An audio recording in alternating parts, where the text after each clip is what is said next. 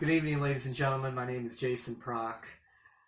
Today we're doing a speech on how to be a successful phlebotomist. And my presentation to you is we're going to go through the 5 important steps in order of lab draws and knocking on people's doors, patients' doors and whatnot, washing hands, sterile blood drawing and whatnot. So today, I'm going to give you a little bit of introduction about myself. I've been in the phlebotomy business and a medical assistant for the last 17 years. And what we're trying to do is trying to be informative on how to be a better blood drawer and know how to do lab order of draws and whatnot. So, give me a little background. When I first started this, what happened to me was I was kind of thrown to the wolves in a lot of ways. So the important thing is not to be nervous. The patient will know that you're nervous and it'll be kind of a negative experience. And it happened to me for one. And I don't want this to happen to you as well. So what we're trying to do is be informative here so you're successful. Alrighty? And another thing, when you're out there, and this happened to me, I never wanted anybody to look at me. Not too many people wanted, to look at me as I'm doing the draw, because that does make you nervous, and I didn't want that. So anyway, that happened to me, and that's a little personal experience myself. So as we go on to this next slide here. Oops. Okay, so what supplies you need? So you're just going to need a quick tourniquet, know how to tie that. Besides washing your hands, of course, we're going to wash our hands, put our sterile gloves on. You're going to need a tourniquet.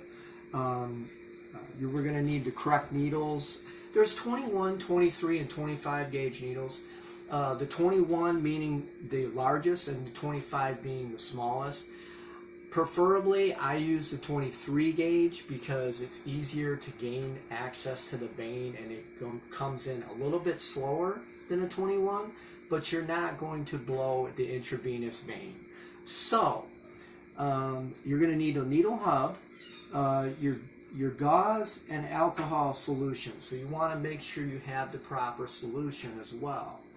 And the patient label. So you're always going to identify the patient with their name and birth date, first and last name, okay? Now, if we go to our next slide, so there's 5 important lab draw steps. So we're always going to introduce yourself. Me personally, I always say, I knock on the door and just say, hey, hi, I'm Jason Prock. We're going to be drawing some labs today from your doctor if they're going to ask you about what's going on of why they're drawing it, okay? We're going to identify the patient's wristband, like I said. We're tying the tourniquet, and then we're going to find the vein, and then we're going to use the needle depending on the patient's vein. So you can actually be proactive and just kind of saying, man, this person might be on dialysis, so it might be a little bit difficult. So what we're trying to do is establish not so much sight, but the feel of it. So in the feel of it, that's what we really want to distinguish where the vein is. And we're looking for being careful of where the bone is, arteries, and whatnot, so we don't do anything that's out of context and it actually might hurt the patient as well as yourself.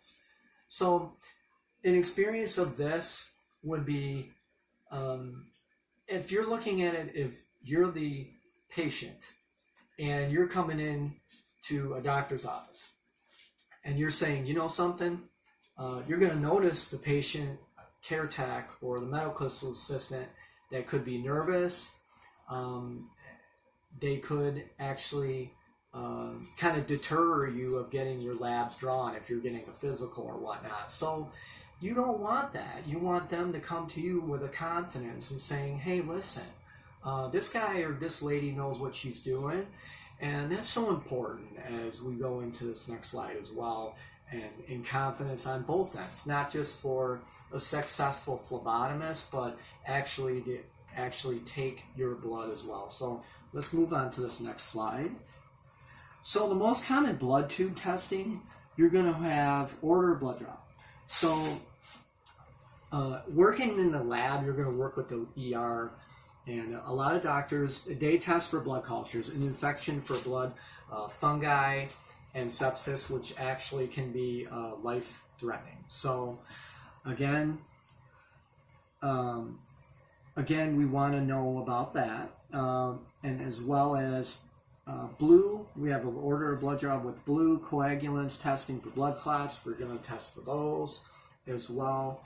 It depends on what the patient comes in as. So that's important to know for you as a phlebotomist, to kind of explain that to the patient as well. So it's not in dire need of knowing it, but it is kind of helpful. Gold tops are very common in the ER and patient care in the hospitals, because you're going to have cardiac patients who come in with chest pain. An example of a troponin level, they want to find out what's going on with your heart, or if anything at all. And if that level comes back negative, then they will be able to discharge and probably go home. And then we got the lavender here. They want a complete blood count. They might need that. They want to establish that as well as the remaining test results. So I think that's important to know. So we got our blood cultures, we got our blue, we got our gold tops and lavenders. There might be other ones, gray tops, that tested for lactic acid. So this is really good stuff, guys, and I'm really looking forward to just kind of explaining this. So those are really kind of the 5 main steps of how to be a successful phlebotomist.